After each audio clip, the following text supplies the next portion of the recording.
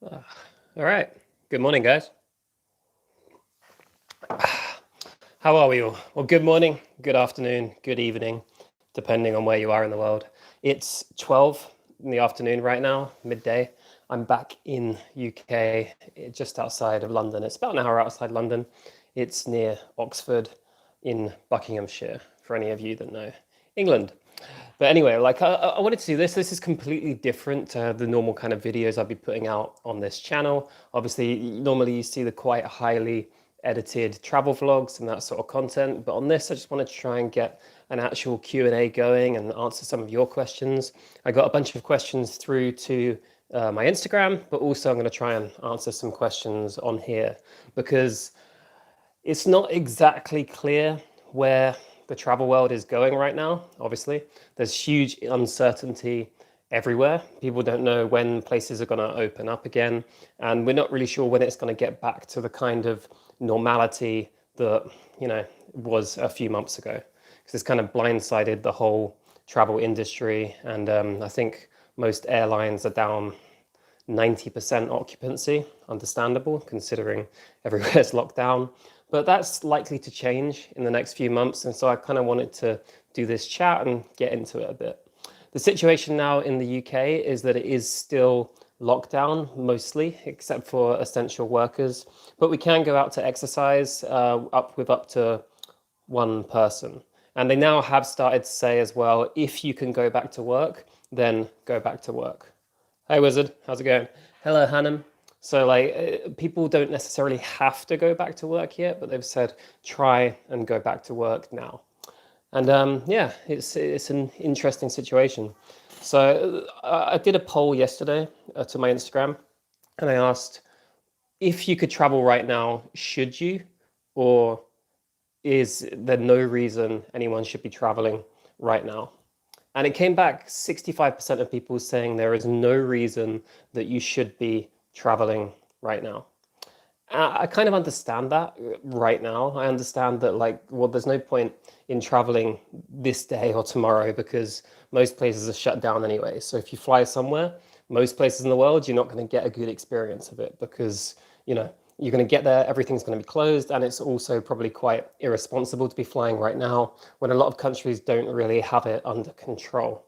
But then I wanted to ask, what would that situation be like in a month's time if I asked the same question?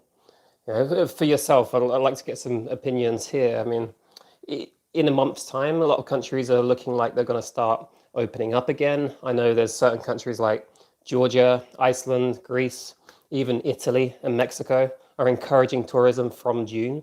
So, I mean, then is it acceptable? I'm not sure. Where is the place you would love to be right now if you could be anywhere and the situation wasn't happening? I had the plan to be in Pakistan right now.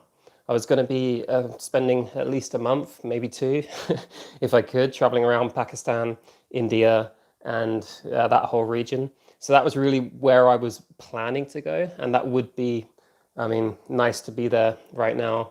And then I didn't really have any big plans for the rest of the summer. I was going to be in Bali and Lombok and just traveling two places and then flying back there. It ended up that I flew back here instead and I got the chance to be with my family. It was kind of unclear a few months ago if I'd be able to stay in Lombok or Bali, but I do actually know people that have stayed there during this whole thing and they've been absolutely fine. And you could actually stay in Bali or Lombok. The government changed its rules, but at the time that I left, I wasn't able to stay and extend the visa. So I was planning to be in Bali, and who knows, for the future, maybe I'll end up back there. But right now, it is what it is. Do you think that the situation will be normal for travel? Yeah, this is kind of what I wanted to get to. I think we're slowly going to get more and more normal or back to normality over the next couple of years. I mean, it's most likely that we've got this for a while. I know like a lot of governments have started talking about a vaccine and started talking about when we get a vaccine, we can open up. But let's take that out of the picture. Assume there's not going to be a vaccine in a year or a few years' time. Countries still have to open up and we still have to get to some level of normality. So that will include some tourism and some travel. I mean, it won't be nearly the same sort of demand as before, but there are a lot of countries that are opening up. And even I saw a talk the other day from the head of Gatwick, London Airport. And he said they're expecting demand to slowly increase, but not reach the same levels as 2019 until 2023. So I think the whole industry is kind of planning for it to be a slow and gradual return to normality, but it will do eventually. Just going through these questions right now. Once lockdown ends, where is the first place you would like to go to?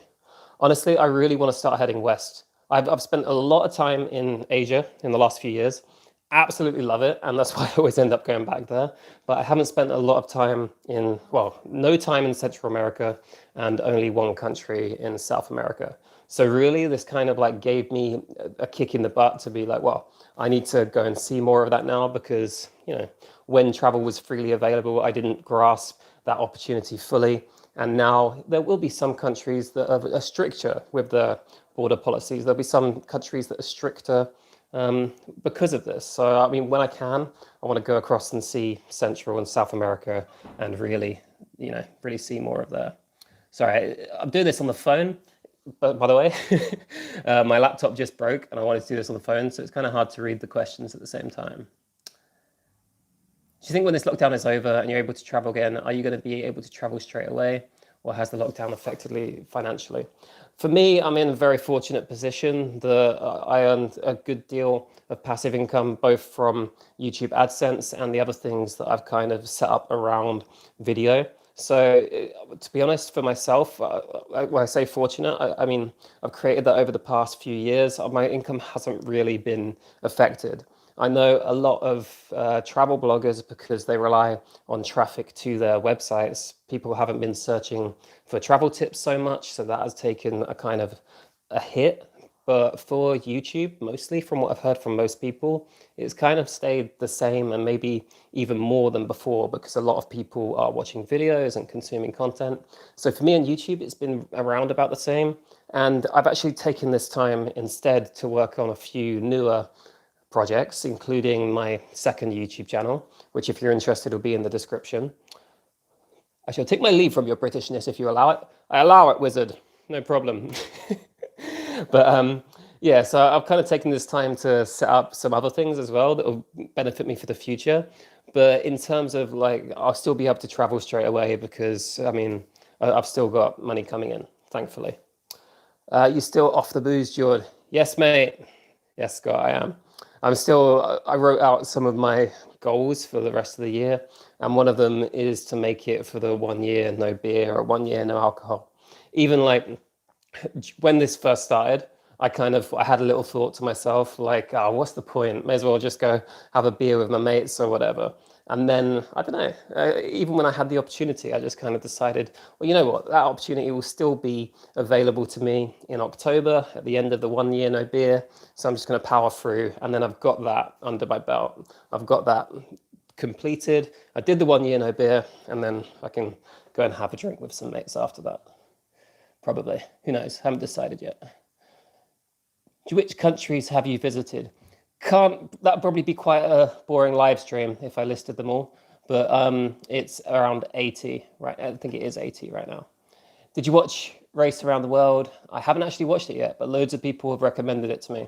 So I need to get on that and watch that. I've been kind of deep into Better Call Saul instead.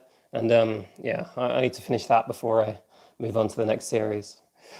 Will you visit Bangladesh? Yeah, I'd love to go back. Like I went there that was kind of, as I said at the beginning of this stream, I was going to do like Pakistan, India, Bangladesh, Bhutan, more of Sri Lanka, Maldives, and spend a lot of time in that area this summer. And that's where I was going to be. But I only went to Bangladesh for 3 days a couple of years ago on a stopover. Wish I'd spent longer because I didn't really give it a fair chance. I was only a couple of days in Dhaka. And I had my impressions of it. I've put up a video about that, but I didn't get to see a lot of Bangladesh because, Dhaka is one of the most crowded and polluted cities in the world, whereas a lot of the rest of Bangladesh, I've been told, is quite beautiful and there's more stuff to see there. So I'd like to get back eventually. But that's the thing. There's so many places to see, right? So that's why I was saying I need to start heading west, go across to South America, which, by the way, I know I haven't been posting videos on this channel recently, but I do have a couple coming up because I visited Ecuador last year and I never shared those videos. for a reason. I couldn't share them at the time, and I'll tell you about that in the next video, but they're going to go up to this channel in maybe the next week or two. That's the only country I've been to in South America, unfortunately, so I need to try and fix that. I think you should travel the UK. That is my immediate plan. Because at the beginning of this, I started saying about how travel will open up in the future. But right now it's still not going to, at least for the next couple of months. So one of my plans is with my friends to do a cycling trip up to the north. We want to the north, like Game of Thrones, up to Scotland. We want to cycle and go maybe even from Land's End to John O'Groats and do like a proper few week cycling trip and see more of the UK. We still need to get the go ahead to be able to do that. You know, right now you can only exercise and you can't stay overnight. I assume that's going to change in the next month or so. So when we can, I plan to do that and do a proper cycling trip, camping out if campsites are open, and then obviously doing it responsibly and safely. But yeah, I want to see more of the UK as well. Let's see some more questions. Will you ever stop? Yeah, I mean, I don't know. Same answer as always. Not for now. Still too many places I want to see. I think I have kind of shifted more towards recently. I want to do these big trips, you know, I want to do these epic experiences that are proper bucket list items where I can go and do something and film something for a week or two or a month, and then go back to a base where I can then work on more of the business side of things, do the editing, and create like some really cool videos I'm proud of. Because if I'm, as much as I've loved traveling continuously and always being place to place to place, sometimes that can be pretty hard to keep on top of the business side of things that I do want to grow as well. So instead, there's some real big things I want to do that cost more money and take more preparation. So if I want to do those big things, maybe it would be a case of going and doing them for a couple of weeks, a month, and then coming back to a sort of base. But I'm still definitely not planning to slow down with travel, just maybe in a slightly different way now that I'm able to. In hindsight, if you could have self-isolated anywhere else with a small group of friends, where would you have chosen? To be honest, I don't know. It's tough to say in hindsight because there's always, and I know this is a bit of a wishy-washy answer, but there's always like benefits of doing something in hindsight, and then there's always the unintended consequences of when you actually do something. The only way it could have happened is the way it happened, and so I'm very happy to be back here with my family. I'm grateful to be back here in the UK. That being said, if there was anywhere that I could have chosen, then I've still got a bunch of mates in Bali, and it would have been also cool to be there with them. It's been relatively, I mean, it hasn't been unaffected, everywhere's been affected, but Bali looks like it has been one of the better places to be during this. When international flights will be opened in the UK? Well, actually, some are already. Like, if you have a reason to, you can still fly in and out, even without quarantine. They're talking about introducing the quarantine in the beginning of June. It's not introduced yet. So you actually can still fly to places, but there's still not the same amount of flights and flight routes that there were previously. But I think Ryanair and Wizz Air are even opening up massively from next month. And I said at the beginning, there are some countries like Georgia, Iceland in the beginning of June, Greece, even Italy, and lots of countries are welcoming tourists from next month.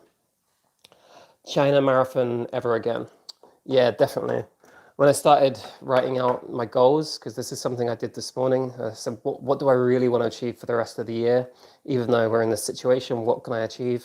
Running a marathon was still one of them. So I would love to run a marathon. Maybe that won't be on the Great Wall of China right now, but I'm going to run a marathon soon, and then the Great Wall of China in the future.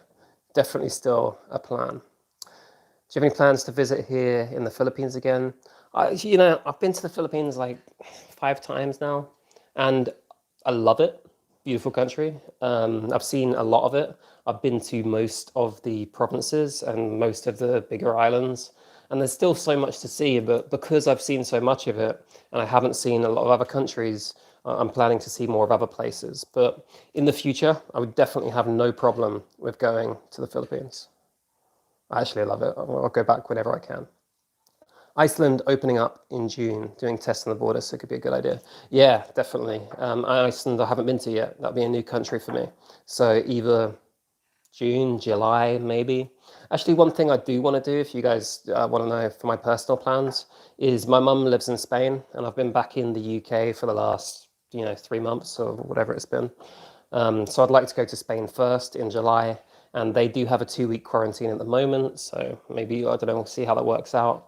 For me, at least, I'm fairly fortunate that even with a 2-week quarantine, I can still work and get on with things. I don't have to be back in time for work or a job or anything. So, like, if I have to 2-week quarantine in Spain and then 2-week quarantine when I came back here or anyone else, it would be okay, at least. But that's kind of my plan, to head to Spain for some part of July. Then I was looking at Georgia. I went to the country, Georgia, not USA. I went to there for 3 days last year, which I didn't film and put on this channel, but I went with my dad. And it really, I don't know, it just seemed like a really cool country that I'd like to explore more of. And they're another country that have just opened up recently. So yeah, maybe Georgia, and then eventually also Iceland. There's still options, even doing it responsibly and safely, there's still options. Please be careful about traveling to Scotland. We have limited resources in this smaller town. Many people thinking to end up here, so please only do so when 100% responsible. And I think that's completely fair. And I think it is a case of being responsible whenever you travel now and being careful. And I know, like, the danger is of people, as soon as it opens, people flooding the place that opens and then the health services being overwhelmed. So that's just about listening to the local guidance.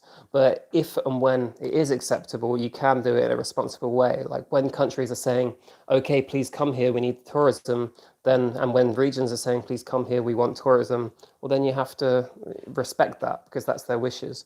And it will be a moral decision for a lot of people. There'll be some people that say, no, I'm not comfortable traveling yet. There'll be some people that say we shouldn't travel. But I think that's kind of your own decision and your own responsible scale to take into account, if that makes sense. I don't think we should chastise people that do, but I think you should do it responsibly, for sure. Have you been to any countries? Oh, cool. Thanks for the £1. I need to scroll down to the comments 1 sec. Who's that? Cheers. Who are you shagging now? Right now, mate, no one, because I've been locked in for a few months. Do you bother with travel insurance? Yeah, I do, normally. I use Safety Wing. It's great. I got a political evacuation flight from Lombok to get back here. And that's a fancy way of saying they paid for the flight for me to fly back to UK because of the whole COVID lockdown. And that came through on Safety Wing. So like you can just tick it on and off whenever you want. It's great. It costs like £1 a day or maybe even less. And whenever I need it, I just tick it on. I was fortunate enough to have it right then because there has been some times that I didn't. And now I always would, but just because of that, it's worth it. And the thing I always say to people is it doesn't even matter if you're being careful or if you're being like really responsible. What if you're driving a scooter or you're in a taxi and someone just sideswipes you? You could end up in a hospital in a very expensive country, or even, a cheaper country that's costs a lot to have their healthcare, and it wouldn't be your fault, but you end up with £100 grand medical bill or something. Do you think you can do a flip? I cannot flip. Sorry, guys. Like, it's actually even one of my plans this year. I was like, I'm gonna try and learn how to backflip and just do trial and error. Maybe I should do that. Maybe you check in on another live stream. I'll do a backflip. But right now, there's no flip. Yeah, I said earlier, the alcohol is still not flowing. I've done it since October last year now, which is, 7.5 months. And there was a point during this that I was like, yeah, when we were all let out, I'm just going to go party with my mates. Screw it. What's the point? But I am going to power through. I'm going to get there. And then in September, or what it is, 1st of October, I can have a drink and I can be like, you know what? I actually did that. And that's something I'll have for forever. What other YouTubers do you watch and recommend? Yeah, good question. I don't watch a bunch of YouTube, and I know that's like a lot of I don't know. Actually, a lot of YouTubers I speak to don't watch a lot of YouTube. I genuinely don't. I watch right now. I've been more interested in the like how to make money online and like passive income, stock picking channels, which has kind of led me to creating that new channel. Um, I respect your Ramadan, but also I'm having a coffee. So sorry, guys, if that affects any of you. But like, yeah, I'm still having a coffee. But yeah, like there are lots of great channels out there. Right now, I've been hugely interested in that sort of stuff, but there are great travel channels. I just saw it on there. Indigo Traveler, Bald and Bankrupt is great as well. Nick Indigo Traveler is really good. Cara and Nate, they're really good. Like Lost LeBlanc and all of that. They're great travel channels. I don't know about you. I haven't been watching a lot of travel content recently because I've been getting, envious, I guess. And I've watched more of the how to make money online and that sort of stuff because that's what I'm trying to do right now. And I'm trying to kind of like learn new skills and upskill and, try and do it that way and watch content that I'd be interested in, which led me to create that second channel, which if you're interested in, is in the description. Yeah, football, I'm all over that. I know, like in the UK, we probably have the Premier League starting next month, maybe July. I think they're aiming for, and that would be awesome just to watch some football. So that'd be great. I've even started watching the Bundesliga. Watched 2 games last weekend just because I miss football that much. And that was going to be one of my plans this year. I was going to be back in Europe, traveling around, and going to see some of the Euro 2020, which would have been cool. But that was going to be all over Europe. It'd be interesting to see if that happens next year or if they bring it back to 1 or 2 countries. But yeah, that would be cool to do that. Would you ever trek Everest Base Camp? I would love to. That's one of the like top places on my list. I was planning to do K2 this summer. I was actually in August. I was leading a trip to do K2 climb to base camp in Pakistan. And I actually already had it organized. We had the whole company we were going to do it with. It was taking like 5 or 6 people, and we were going to do it over a 3-week trek with camping out, going up to climb K2 base camp, and obviously had to cancel all of that. But trekking and climbing is one thing I'd love to do more of. Everest Base Camp is another huge one. I've done Annapurna, I've done the Langtang Valley, but I haven't done Everest Base Camp yet. So I really need to do that. How much does it cost for a minimum to backpack for a year? That's a really good question. It kind of depends where you're going and what budget you have, because there are definitely places you can do it a lot cheaper than others, obviously. If you wanted to go and backpack around like Southeast Asia and India and that general South Asia, you could still do it these days on $15 a day. If you're staying in hostels and you're traveling slow and traveling cheap and you're not going out and boozing a lot, you could easily do like $5 or $10 a night on accommodation and then eat very cheaply as well for like a couple dollars a meal.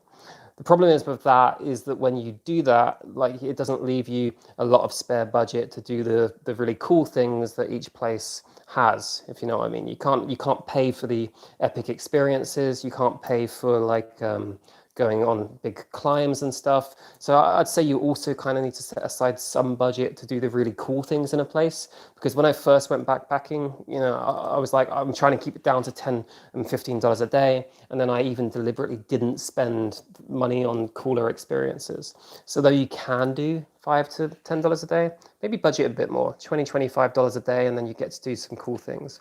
Obviously, if you go in more expensive countries, it's going to be more than that.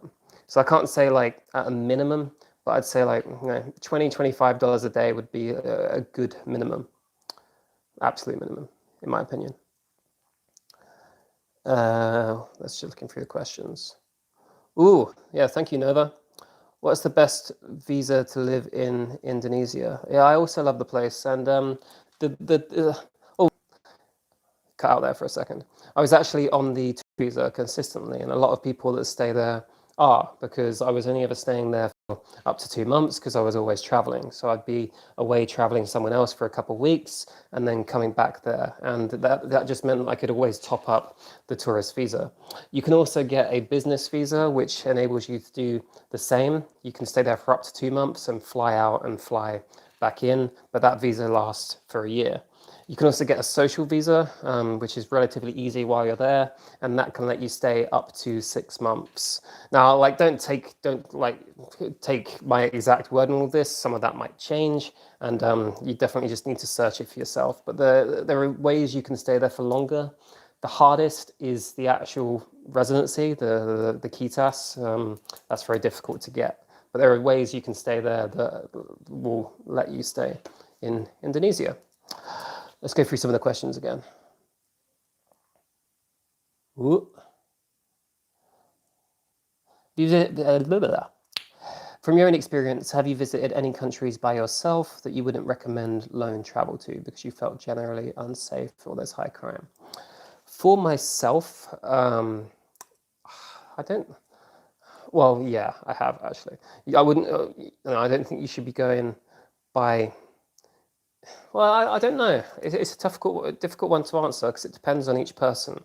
I think generally, if you've got common sense and you know what you're doing, as in don't walk down dark streets at 2 a.m. and don't get in any bar fights or anything like that. Most places you'll be generally all right. But if you're starting out, then maybe don't go to places that you think would be scary on your own. Go in a group or with mates. Like even last year, I went to Syria and I went to North Korea. North Korea, obviously, you have to go in a group anyway, so that removes that. Syria, you kind of have to go with a guide, and there's some other ways around it, but you do have to go with a guide in a group. So I don't know if I would say there's anywhere I've been to that I would not go alone because most of the places I go to on my own. But I just say evaluate each place you go to and kind of decide whether or not you should be staying out after a certain point and going down dark alleys or getting in taxis alone. Just use your own common sense. How about Morocco? Yeah, actually, I loved Morocco. I spent a month there a few years ago, completely backpacking. Stayed in hostels every night back in January, like 2017 or something. And I really, really enjoyed it. There's so much to see, so much to do. I did a week in Marrakesh and the Sahara Desert, up to Fez, up to Chefchaouen. And then I didn't even get to see the coast and Essaouira, and there's loads to see in Morocco. And yeah, someone else said there are definitely countries you shouldn't go to on your own, for sure. Or, there's definitely places you should be very careful if you go to on your own. I've got mates that have been to Somalia. I've got mates that have been to, I don't know, Port Moresby in Papua New Guinea. There's like really, really dangerous places. But if I'm not advocating to go there. I'm not saying fly there. I'm saying there are ways to do places more carefully than just going in there, not having a clue where you are and what you're doing. Do you think you'd visit North Korea again? I actually thought about making another video on this. So I don't know. Let me know if you're interested. If you'd want a updated North Korea video about what I saw there and if I would go again.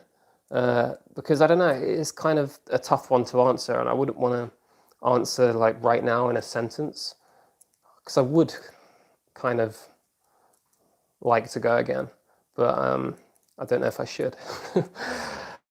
Would you rather 3 arms and 1 leg or 3 legs and 1 arm? Now we're getting into the deep stuff. I'm a footballer, so the 3 legs would be pretty useful. But no, I think these days I'd rather have 3 arms. That's a tough one. 3 legs and 1 arm. 3 legs and 1 arm. Yeah, I could still do everything I want to do, running around, and I still have 1 arm to do stuff. 1 leg and 3 arms, it would be much more difficult to travel. I think much more difficult to do something like a marathon or whatever. Neither are ideal, but good question. Somewhere you haven't been to yet but want to go. Top of my list for anywhere in the world, And it is also, I mean, this is the reason why, because it's one of the most expensive places to see in the world, is Antarctica. I just love to, it's the last continent I haven't been to. So I'd love to do one of those icebreaker ships, maybe from southern Argentina, and where you go like 2 weeks into Antarctica. So yeah, that is really where I wanted to go to. And even I was planning, how can I do that this year? Obviously, it won't be this year, maybe next year, but that is definitely one I want to do.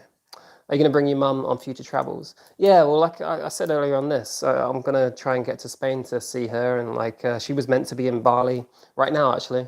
She was going to be flying out to see me in Bali towards the end of this month, and we would have done some cool stuff there. But obviously, that was all cancelled. So yeah, I mean, another time, definitely, probably go on more trips together. Same with my dad. My dad was planning to come to the Great Wall of China Marathon, and we were going to do that together. He was training up for the half, and I was going to do the full. Obviously, didn't get to do that, but yeah, I mean, one of the things I love is being able to go on trips with my family as well. They're fairly flexible in their work, and obviously flexible with mine. So it is nice to be able to do that, and definitely want to continue doing that in the future. Bali or Lombok? Wow. Bali or Lombok is tough. It depends what you're looking for, because I think most tourists or most people that travel for the first time would absolutely love Bali, and it would tick all the boxes. Because Bali's beautiful, it's got all the infrastructure, it's great for a party, it's like it's got everything set up there for stuff you want to do. But Lombok is kind of just a bit more untraveled and a bit more raw. I think there's some possibly even more beautiful parts of nature in Lombok, but it's just not as built up yet. So I think if you go to Lombok, you do get more of a raw experience, but you do kind of have to be willing to have that. You know, maybe you're not going to stay in the same sort of luxury as Bali. You're not going to have the same amenities, and you're going to be driving yourself around unless you get a driver. So Lombok is still amazing. But I think for a first-time traveler, I would probably say go to Bali first, and then get the fast boat across to Gili, and then travel more of Lombok afterwards. Because Lombok's still great to see, especially in the north. Like, if you did Gili, Rinjani, and then some of the waterfalls around Lombok, that'd be great. And it's actually a shame. Like, I was really, really enjoying being in Lombok. And I don't know, like, for some of you will know this, some of you won't.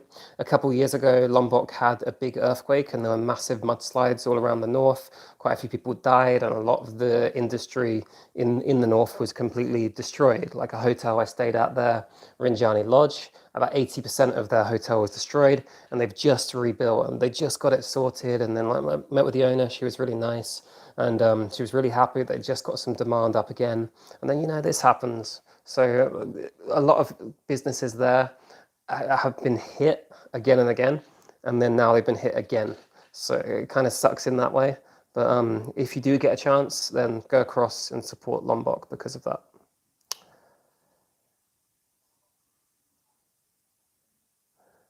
Sorry, just looking at the questions. What's your opinion about Andorra? It's really cool. I saw Andorra in the summer, last summer with my mum. It's fun for a few days. I'd like to go back for the actual ski season, because it's meant to be a really cool place to ski as well. And I was lucky enough to be in Italy earlier this year in January for 3 weeks skiing and snowboarding. Well, snowboarding for myself. I'd love to do more of that, because Andorra would be a good one for that. What has been your most enjoyable trip so far, and why? Tough one to answer. I don't know. Um, I think when people ask, because people ask, like, what's your favorite country?